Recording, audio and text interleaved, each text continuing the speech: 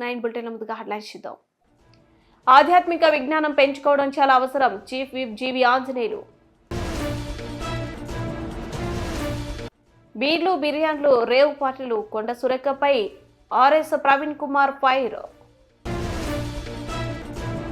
గత 3 ఏళ్లలో 48,000 కోట్ల విలువైన బియ్యం తరలించారు రాష్ట్ర పౌర సరఫరాల శాఖ మంత్రి నాదెండ్ల మనోహర్. పాలమూరు సభతో రైతులకు ఒరిగిందేమి? మాజీ మంత్రి నిరంజన్ రెడ్డి. సన్మార్గంలో జీవించడం, ఆధ్యాత్మికంగా విజ్ఞానం సంపాదించుకోవడం చాలా అవసరమన్నారు ప్రభుత్వ చీఫ్ విప్ వినుకొండ ఎమ్మెల్యే జీవి ఆంజనేయులు. మనిషికి ఎప్పుడైతే ఆధ్యాత్మిక జ్ఞానం పెరుగుతుందో అప్పుడే సంతోషం, శాంతి లభిస్తుందన్నారు. వినుకొండ కొత్తపేటలోని శ్రీ మహాగణపతి దేవాలయంలో సోమవారం పోలీసు వర్గం పూజలు ఘనంగా జరిగాయి. చీఫ్ విప్ జీవి ఆంజనేయులు మాజీ ఎమ్మెల్యే మఖ్యన పాల్గొని ప్రత్యేక పూజలు చేశారు. వ్యాస మహర్షి రాసిన స్కంద పురాణం ప్రకారం కార్తీక మాస చివరి రోజు అమావాస్య తరువాత తిథిని పొలి పాడ్యమిగా జరుపుకుంటారు. ఈ సందర్భంగానే ఆలయం వద్ద ఏర్పాటు చేసిన తాత్కాలిక కొలనులో చీఫ్ విప్ జీవి దీపం వెలిగించి అరటి దొప్పలపై పెట్టి వదిలారు. ప్రత్యేక పూజలు చేసి వేద ఆశీర్వచనాలు పొందారు. భక్తులకు అన్న ప్రసాద వితరణ చేశారు. కొత్తపేటలో ఏర్పాటు చేసిన ఈ కార్యక్రమంలో పాల్గొనడం గొప్ప విశేషమని, అందరికీ ఆయురారోగ్యాలు ఐశ్వర్యాలు ఇవ్వాలని, స్వర్గ ప్రాప్తి ప్రసాదించాలని అమ్మవారిని కోరుకున్నట్లు తెలిపారు. సంతోషం, శాంతి ఇవ్వమని కూడా ఆధ్యాత్మిక జ్ఞానం భగవంతుడి ఆశీస్సులతోనే సిద్ధమన్నారు. చీఫ్ జీవి ఇంకా ఈ కార్యక్రమంలో కౌన్సిలర్ గంధం వెంకటేశ్వరరావు, పివి సురేష్ బాబు, గుడి కమిటీ పెద్దలు పాల్గొన్నారు. మార్గశిర మాసంలోని పాడ్యమి రోజు పోలీస్ వర్గం పోలిదేవత ఆశీస్సుల కోసం ఈరోజు అందరూ కూడా దీపాలకి పూజ చేసి నీళ్ళల్లో ఈ దీపాలని వదిలి ఒక విశేషమైనటువంటి పూజలు నిర్వహించడం జరిగింది.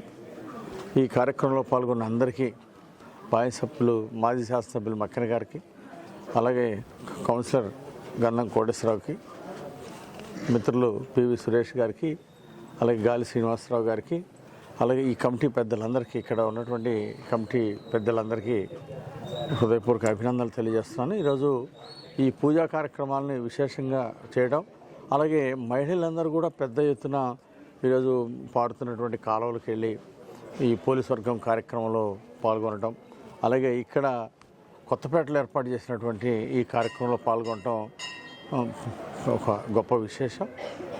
ఆ దేవుడు ఆయురారోగ్యాలు ఇవ్వాలని, ఐశ్వర్యాలు ఇవ్వాలని, అట్లాగే అందరికీ స్వర్గప్రాప్తి ఇవ్వాలని చెప్పేసి అమ్మవారిని కోరుకుంటూ ఈరోజు ఈ కార్యక్రమానికి ఆహ్వానించినటువంటి కమిటీ పెద్దలందరికీ హృదయపూర్వక నమస్కారాలు తెలియజేసుకుంటూ, అందరూ కూడా మనం ఒక సన్మార్గంలో ముందుకు నడవటం, ఆధ్యాత్మికంగా ఒక విజ్ఞానాన్ని సంపాదించుకోవటం అనేది చాలా అవసరం. ఆధ్యాత్మిక జ్ఞానం ఎప్పుడైతే పెరుగుతుందో మనిషికి సంతోషం, శాంతి లభిస్తుంది.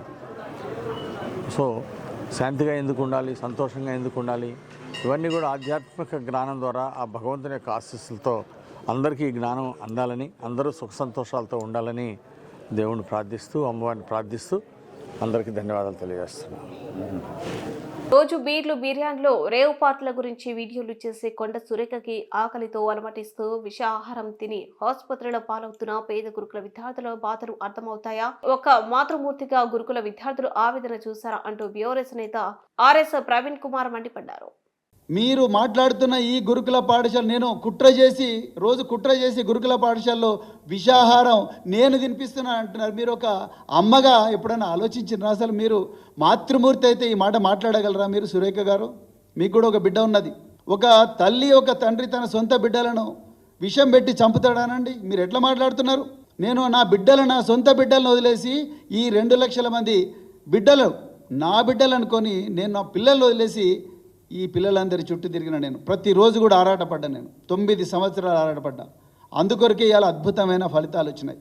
ఎలాంటి వసతి లేని బిడ్డలకు ఆ రోజు కేసీఆర్ గారితో మాట్లాడి వారిని ఒప్పించి 300 ఉన్న గురుకుల పాఠశాలను 1000 గురుకుల పాఠశాలలాగా చేసి ఎంతోమంది అమ్మాయిలు చిన్నతనంలోనే పెళ్ళిళ్ళు అవుతుంటే వాళ్ళందరూ కూడా పెళ్ళిళ్ళు తర్వాతైనా చేసుకోవచ్చు, వాళ్ళు ప్రయోజకులు కావాలని చెప్పేసి వేల మంది జీవితాలు కాపాడు. ఆనాడు కేసీఆర్ గారి దార్శనికత వల్ల దాదాపుగా 75 డిగ్రీ కళాశాలలు తీసుకొచ్చినాం.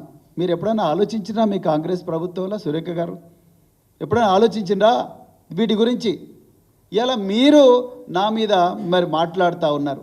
అసలు మీ గురించి తెలంగాణ ప్రజలకందరికీ తెలుసు, మరి ముఖ్యంగా వరంగల్ ప్రజలకు. వరంగల్ ప్రజల్లో మీ కుటుంబం చేసిన అఘాయిత్యాల వల్ల ఎంతోమంది జీవితాలు నాశనమయ్యారు. మరి ముఖ్యంగా విద్యార్థుల జీవితాలు, హాస్టళ్ళల్లో, యూనివర్సిటీ హాస్టళ్ళల్లో ఇంకెంతోమంది మహిళలు, వాళ్ళందరి జీవితాలు కూడా మీ కుటుంబం చేసిన అఘాయిత్యం వల్ల నాశనమైన ఇవాళ మరి వరంగల్లో ఉండే గెస్ట్ హౌస్లు, వరంగల్లో ఉండే ప్రభుత్వ గెస్ట్ హౌస్లు, అదేవిధంగా మీ ఫామ్ హౌస్ల గోడలు ఈ అఘాయిత్యాలకు సాక్ష్యం.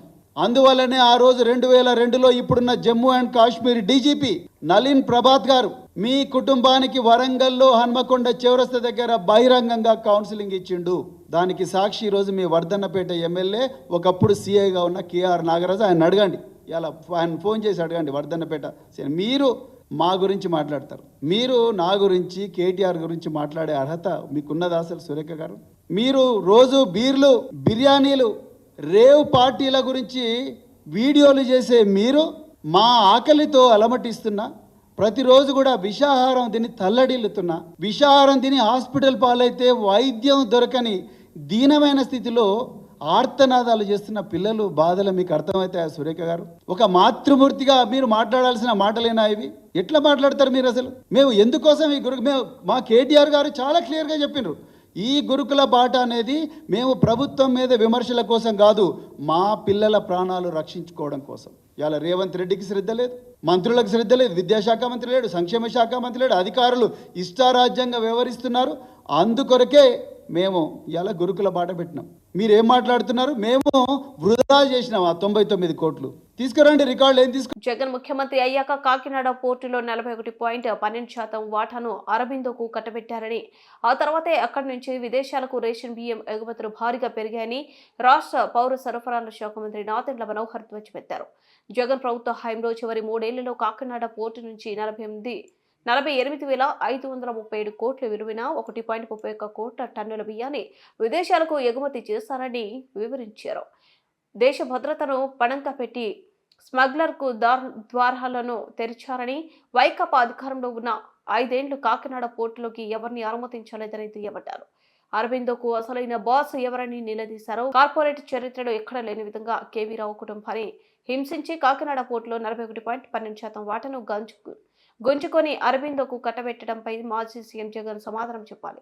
అందరికీ అర్థం అవ్వాల్సిన విషయం ఏంటంటే, ఎందుకు కాకినాడ పోర్టు పైన మనం దృష్టి సారించాం, ఎందుకు పదే కాకినాడ పోర్టు గురించి, ఈ రైస్ స్మగ్లింగ్ గురించి ఎందుకు ఈ విధంగా మనం ఆందోళన చెందుతున్నాం?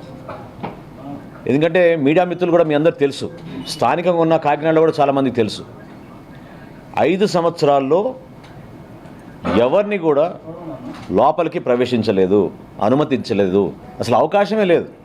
లోపల ఎటువంటి కార్యక్రమాలు జరుగుతున్నాయి, ఎటువంటి బోట్లు వస్తున్నాయి, ఎవరు అక్కడ అధికారులు ఉన్నారు, ఏ విధంగా ఈ కార్యక్రమాలు జరుగుతున్నాయి, దానిపైన కనీసం ఒక్క మీడియా మిత్రులను కూడా లోపలికి ఆహ్వానించలేదు, అనుమతి ఇవ్వలేదు.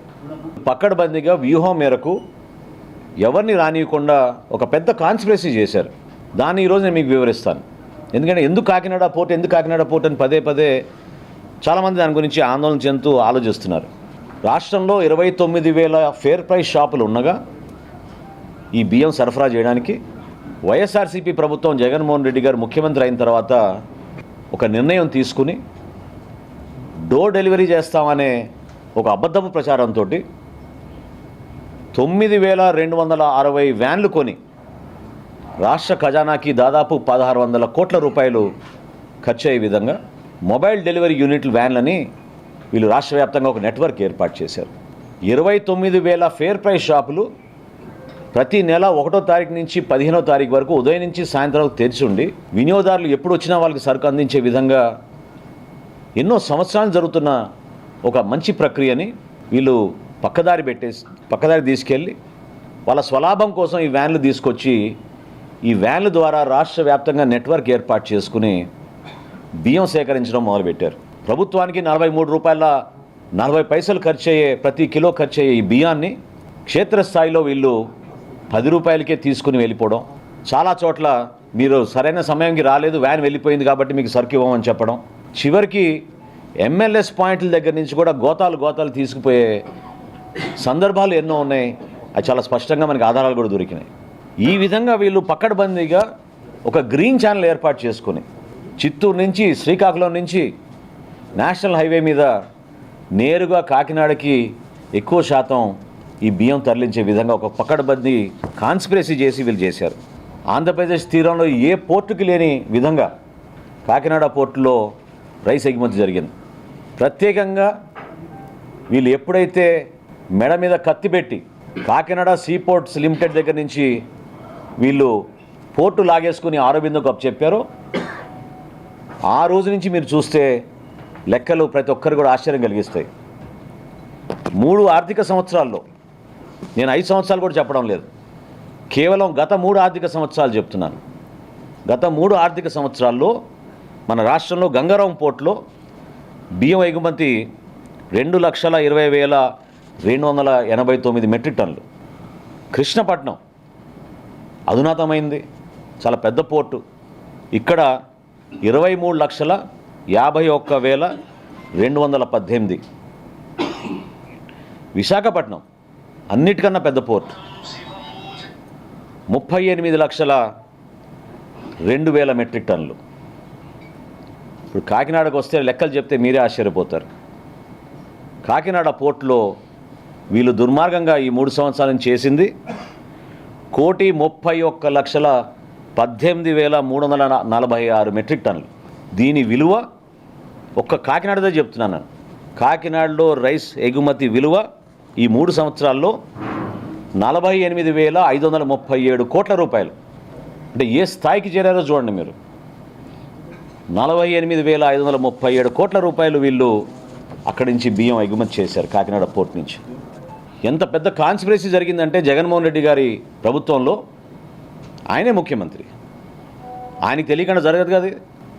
ఆరోబిందో రియాలిటీకి కాకినాడ సీపోర్ట్స్ ఎందుకు 41% వాటా ట్రాన్స్ఫర్ చేసింది, ఏ సందర్భంలో చేసింది, ఏ విధంగా బెదిరించి భారతదేశంలో కార్పొరేట్ చరిత్రలో ఏనాడు జరగని విధంగా కేవీ రావు గారిని వారి కుటుంబాన్ని బెదిరించి ఏ విధంగా వీళ్ళు 41% వాటా రాయించేసుకున్నారో ఖచ్చితంగా బయటికి రావాలి.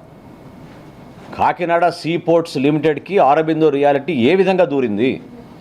గతంలో కూడా బియ్యం ఎగుమతులు జరిగినాయి, కానీ ఈ స్థాయిలో ఎప్పుడు జరగలేదు.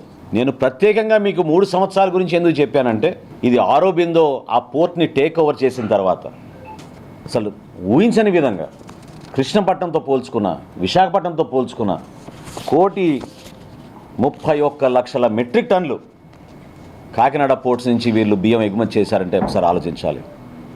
ఇందులో ఇంకొక పెద్ద కుంభకోణం ఉంది.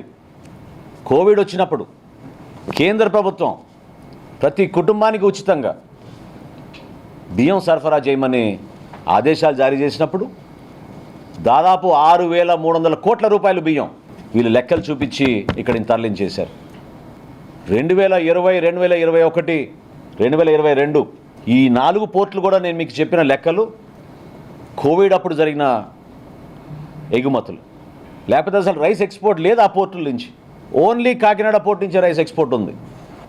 మొత్తం కేంద్రీకృతం చేసి వ్యవస్థని వాళ్ళు గుప్పిట్లో పెట్టుకుని జిల్లా అధికారులు, పోలీస్ యంత్రాంగం, విజిలెన్స్ యంత్రాంగం అందరినీ వీళ్ళు పూర్తి స్థాయిలో కేవలం వాళ్ళ స్వలాభం కోసం ఉపయోగించుకున్నారు. మీడియా మిత్రులకు అందరూ తెలుసు, పుంఖాలుగా మీరు రాస్తూ ఉన్నారు. గతంలో ఎప్పుడైనా ఈ విధంగా బియ్యం సేకరణ జరిగేదా? ఒక వ్యవస్థను ఏర్పాటు చేశారు. 1000 కేసుల పైన నేను మంత్రి అయిన తర్వాత ఈరోజు నా రాష్ట్ర వ్యాప్తంగా బుక్ చేశాం. సమాజం కోసం ఉపయోగపడే రైస్ మిల్లులు, ఉపాధి కల్పించే రైస్ మిల్లులు కూడా వీళ్ళు వాళ్ళ గుప్పిట్లో తెచ్చేసుకుని ఈ రైస్ స్మగ్లింగ్ చేయడానికి ఉపయోగించడం మొదలుపెట్టారు. వీళ్ళు ప్రధానమైన ఆలోచన ప్రతి ఒక్కరిలో రావాల్సింది ఏంటంటే, ఈ రోజున కాకినాడ సీపోర్ట్ని జగన్మోహన్ రెడ్డి గారు తన చేతుల్లో లాక్కోవడానికి ఇంత దౌర్జన్యం ఎందుకు చేశారు? ఎందుకు కేవీ రావు గారి కుటుంబాన్ని ఈ విధంగా హింసించి ఇబ్బంది పెట్టి భారతదేశంలో కార్పొరేట్ చరిత్రలో ఎప్పుడు లేని విధంగా? పాలమూరు సభకు రైతులు ఆశగా వచ్చారని, ఈ సభతో రైతులు ప్రజలకు ఒరిగేదేమీ లేదని బారస నేత మాజీ మంత్రి నిరంజన్ రెడ్డి విమర్శించారు. తెలంగాణ భవన్లో ఆయన విలేకరుల సమావేశంలో మాట్లాడారు. ప్రభుత్వం అభివృద్ధి చేస్తుంటే బారస అడ్డుపడుతున్నట్లు ముఖ్యమంత్రి రేవంత్ రెడ్డి మాట్లాడుతున్నారు. అడ్డుపడితే తొక్కుకుంటూ పోతానంటున్నారు. ఎవరిని తొక్కుకుంటూ పోతారో భూములు ఇవ్వని రైతులన హామీలు అమలు చేయాలని అడిగే ప్రచురణ. ఈ బెదిరింపు భాష ఏమిటి? గతంలో కేసీఆర్ ప్రభుత్వం ఉమ్మడి పాలమూరు జిల్లాలో 400 నుంచి 500 ఎకరాల ప్రభుత్వ భూమిని గుర్తించి పెట్టింది. ఇప్పటికే అక్కడ పలువురు పరిశ్రమల ఏర్పాటుకు TGIICకి దరఖాస్తు చేసుకున్నారు. మొత్తుకున్నాం. అడ్డుపడే వాళ్ళు ఎవరున్నారని ఎవరిని దొక్కుంటూ పోతారు? నిధులకు అడ్డు వచ్చినా నేను దొక్కుంటూ పోతానని మాట్లాడుతుంది ముఖ్యమంత్రి గారు. మాట్లాడేటప్పుడు ఆయన ఎత్తి ప్రాసాల కోసం మాట్లాడతాడా? ఆయన మాట్లాడిన దాంతో మొత్తం లోకం అంతా ఇంప్రెస్ అయిపోతుందా అన్నటువంటి దురాశ ఉంటుందో తెలియదు. కానీ నిధులు ఇచ్చేది మీ ప్రభుత్వమే, మీ సహచార మంత్రులే. మరి వాళ్ళు నిధులు లేకపోతే మీ మంత్రులను దొక్కుంటూ పోతారా? భూములు అడుగుతుండ్రు, రైతులు గల భూములు ఇవ్వకపోతే మళ్ళీ రైతుల్ని తొక్కుకుంటూ పోయి భూములు తీసుకుంటారా? హామీలు అమలు చేయమని అలా ప్రజలు అడుగుతున్నారు. ఈ ప్రజల్ని దొక్కుకుంటూ పోతారా? ఎవరిని దొక్కుతారండి మీరు?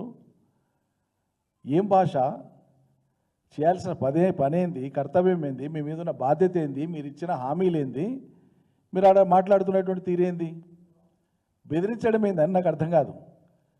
ఇంకో మాట, 10 లక్షలు కాదు నేను 20 లక్షలు నేనని మాట ఎందుకు వస్తుందండి? ఒక ప్రజాస్వామ్య ప్రభుత్వంలో ప్రభుత్వ అధినేతగా ఉండేటువంటి ముఖ్యమంత్రి మాట్లాడేటప్పుడు మా ప్రభుత్వం అనాలి, మేము అనాలి, లేకుంటే ప్రభుత్వం చేస్తుంది అనాలి. నేను ఇస్తా 20 లక్షలు మీ జాగిరా ఇవన్నీ మీరు కొంటున్నారు, సొంతంగా కొంటున్నారా? మీ ఇంటికి కొనుక్కుంటున్నారా? భూసేకరణ చట్టం లేదా?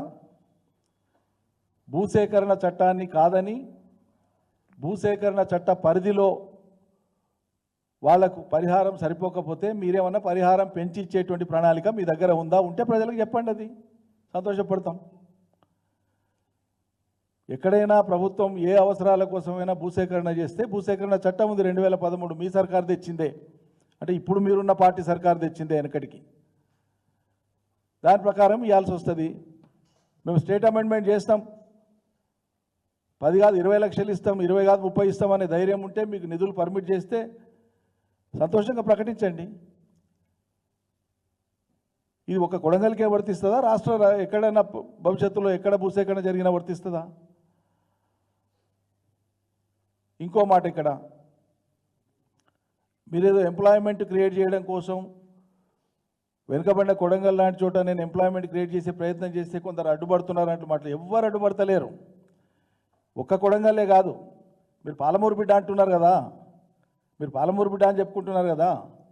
మరి పాలమూరు బిడ్డ అయితే మొత్తం పాలమూరు గురించి లేదా మొత్తం తెలంగాణ గురించి పాలమూరు ముద్ర మొత్తం తెలంగాణ మీద ఉండేటట్లు మీరు కొత్తగా 1 ఎకరా భూమికి సేకరించాల్సిన పని లేదు. ఇప్పుడు నిజం చెప్పాలంటే అవసరమైతే భవిష్యత్తులో చూద్దాం.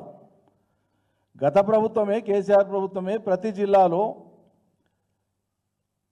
ఇండస్ట్రియల్ క్లస్టర్స్ కోసము IIC ద్వారా, తెలంగాణ ఇండస్ట్రియల్ ఇన్ఫ్రాస్ట్రక్చర్ కార్పొరేషన్ ద్వారా ఆయా జిల్లాలలో ఉండేటువంటి భూమి లభ్యతను బట్టి, కేవలం ప్రభుత్వ భూమి, ప్రైవేట్ భూమి గురించి నేను చెప్తలేను, ప్రభుత్వానికి సంబంధించినటువంటి భూమి ప్రతి జిల్లాలో 400-500 ఎకరాల నుంచి 1000 ఎకరాల దాకా ఐడెంటిఫై చేసి పెట్టినారు. ల్యాండ్ ఉంది. ఇప్పుడు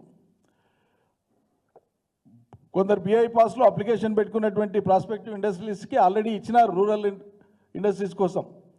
అవి జిన్నింగ్ మిల్స్ కావచ్చు, కాటన్ మిల్స్ కావచ్చు, లేకుంటే రైస్ మిల్స్, పారాబాయిల్డ్ మిల్స్ కావచ్చు, ఇంకోటి కావచ్చు, ప్రాసెసింగ్ ప్లాంట్స్ కావచ్చు. కొన్ని ఆల్రెడీ ఆపరేషన్లు అవుతున్నాయి, కొన్ని మిడ్వే ఉన్నాయి. అటువంటి భూములు సిద్ధంగా ఉన్నాయి. ఇదివరకే ప్రభుత్వం గుర్తించినటువంటి, కేసీఆర్ ప్రభుత్వం గుర్తించి తయారుగా పెట్టినటువంటి భూములు ఈ రాష్ట్రంలో సిద్ధంగా ఉన్నాయి. మీరు ఎంప్లాయ్మెంట్ క్రియేట్ చేస్తామంటే, ఇండస్ట్రీస్ పెడతామంటే వి వెల్కమ్ ఇట్. అవి పక్కకు పెట్టి నేను మళ్ళీ అదే లగచర్లలో ఫార్మాసిటీని వెనక్కి తీసుకుంటాం, మళ్ళీ నేను ఇండస్ట్రియల్ కారిడార్తో ముందుకు పోతా అంటే ఈ మొండి పట్టుదల, మంకు పట్టుదల ఎందుకు? ఆ గిరిజనుల భూములే కావాలన్నా? ఇంకోతోన ప్రభుత్వ భూములు, అదే నియోజకవర్గంలో ప్రభుత్వ భూములు వెతకండి, లేవా? చాలా ఉన్నాయి గుట్టలు గట్లు. ప్రభుత్వ భూముల్లో పెట్టండి, సంతోషిస్తాం. ఎందుకు వాళ్ళనే జిద్దుగా తీసుకొని దీంట్లో గెలిపోవడం లేదండి? నాకు అర్థం కాదు. ప్రభుత్వం ప్రతిష్టకి ఎందుకు పోవాలి? ఆ పేద గిరిజన భూముల్నే మళ్ళా మేము ఇంకో కేటగిరీ కింద నోటిఫై చేస్తాం, ఫార్మా కాకుండా ఇంకో దాని కింద నోటిఫై చేస్తే అప్పుడు ఎవరేం మాట్లాడతారు అన్నట్లు మీరు సాంకేతికంగా పోతున్నారు. అది సరైంది కాదు. మళ్ళీ ఆరిపోతున్నటువంటి నిప్పురవ్వల్ని మీరు మంట పెట్టినట్లయితే, మీరు ఆజ్యం పోసినట్లయితే ఇది తగదు అని చెప్పి మేము హితవు పలుకుతా ఉన్నాం. పాలమూరు సభలో మాట్లాడుకుంటూ ముఖ్యమంత్రి గారు తనకేదో ఆవేదన ఉన్నట్లు మొత్తం పాలమూరు బతుకు చిత్రాన్ని మొత్తం మార్చడానికి వీరభోగ వసంతరాయల్లాగా తానే ముందుకు వచ్చినట్టు సంతోషం. ప్రజాస్వామ్యం గురించి చాలా గొప్పగా మాట్లాడుతున్నాను. 2 వారాలకు కూడా కాలేదు కదా, మీ సొంత ఊర్లో కొండారెడ్డిపల్లిలో మాజీ సర్పంచ్ 15 ఏళ్ళు సర్పంచ్గా పనిచేసిన 80 ఏళ్ల పెద్ద మనిషి సాయిరెడ్డి స్వయంగా సూసైడ్ నోట్ రాసిండు. ఎవరి మీద రాసిండండి? మీ కుటుంబం మీద, మీ సోదరుల మీద రాసి చచ్చిపోయింది ఆయన. నిజం కాదా ఇది? పరామర్శకు పోవడానికి, ఆ కుటుంబాన్ని పరామర్శించడానికి బయట నుంచి పోయేటువంటి వాళ్లను గ్రామంలోకి రాకుండా కట్టడి చేసి ఒక మనిషిని కూడా ఊర్లోకి ఎంటర్ కాకుండా చేసినటువంటి మీరు, మీ ప్రభుత్వము, మీ యంత్రాంగము పాలమూరులో వచ్చి ప్రజాస్వామ్యం గురించి మాట్లాడతారా? కొండారెడ్డిపల్లికి మాత్రం ప్రజాస్వామ్యం వర్తించదా? నేను చదువుకునేటప్పుడు ఊళ్ళో పాలమూరులో అప్పుడు బస్సులు పోతుండే, వలసలు పోతుండే, అవి మార్చనికే నేను వచ్చాను. మీరు మార్చేదేంటండి? వలసలు ఆపేసి పచ్చని పంటల పాలమూరును చేసింది మా ప్రభుత్వం. దానికి మీరు ఏం యాడ్ చేస్తారో చేయండి, ఎంత పెంచుతారో పెంచండి. ఇప్పుడు వచ్చి మీరేదో వలసల్ని ఆపుతా, వలసలు ఇప్పుడు లేవు. భారీ వలసలు ఎప్పుడో వెనక్కి వచ్చేసినాయి. పాడి పంటలతోనే పాలమూరు పచ్చగా ఉంది. ఉన్న పాలమూరు పచ్చదనాన్ని నిలబెట్టే పని చేయమంటున్నాం మిమ్మల్ని. మళ్ళీ ఎడారి చేయొద్దంటున్నాం, మళ్ళీ వలసలు పోయే పని చేయొద్దంటున్నాం. అయినా మీరు చదువుకునేటప్పుడు బస్సులలో వలసపోయినటువంటి కాలంలో ఉన్న సర్కారు ఎవరిదండి? మీ ఇందిరమ్మ రాజ్యమే కదా. మీ ఇందిరమ్మ రాజ్యంలో మొదలైన వలసలే కదా అవి. మీ కాంగ్రెస్ పాలనలో మొదలైన వలసలే కదా అవి. వలసల పరాకాష్ట, కరువు పరాకాష్ట, కరువు బీభత్సం ఎట్లా ఉంటుందో తెలుగుదేశం ఎమ్మెల్యేగా శాసనసభలో మీరు స్వయంగా మాట్లాడారు కదా. మీ తండ్రి చనిపోతే దినవారాలు చేయడానికి పోతే స్నానం చేయడానికి నీళ్లు కూడా గతి లేవు. ఉన్న కొద్దిపాటి నీళ్లు బోర్లలో ఉండేవాటితో స్నానం చేద్దామంటే బోర్ల కరెంటు కూడా గతి లేని పరిస్థితి కాంగ్రెస్ దాన్ని మాట్లాడింది మీరే కదా. ఆనాటి పరిస్థితి కారకులు మీ కాంగ్రెస్ పార్టీ కదా. దానికి ఆ స్థితిని మార్చి తెలంగాణ తెచ్చి ఆ స్థితిని మార్చినటువంటి పార్టీని కానీ ఆనాటి ప్రభుత్వాన్ని కానీ తప్పుపట్టేటువంటి ప్రయత్నం ఇంకా చేసుకుంటూ ఎంతకాలం పోతారు? ఎంతకాలం పోతారు? అందువల్ల నిన్న ఆశించినటువంటిది ఒకటి, జరిగింది ఒకటి. బులెటిన్ ముగించే ముందు హెడ్లైన్స్ మరోసారి. ఆధ్యాత్మిక విజ్ఞానం పెంచుకోవడం చాలా అవసరం. చీఫ్ విప్ జీవి ఆంజనేయులు. బీర్లు బిర్యానీలు రేవ్ పార్టీలు కొండ సురేఖపై ఆర్ఎస్ ప్రవీణ్ కుమార్ ఫైర్. గత 3 ఏళ్లలో 48,000 కోట్ల విలువైన బియ్యం తరలించారు రాష్ట్ర పౌర సరఫరాల శాఖ మంత్రి నాదెండ్ల మనోహర్. పాలమూరు సభతో రైతులకు ఒరిగిందేమి? మాజీ మంత్రి నిరంజన్ రెడ్డి.